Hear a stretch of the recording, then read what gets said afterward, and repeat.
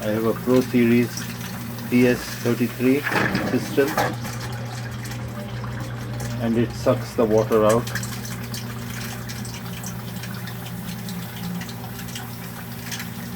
But then it keeps on,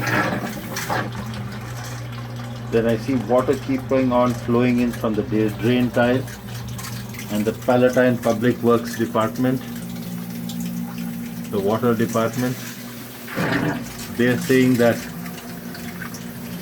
my water table is, some pump shouldn't be so low.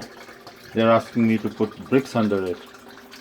But when I contact the customer service at Glentronics, the manufacturer, they are saying it's okay.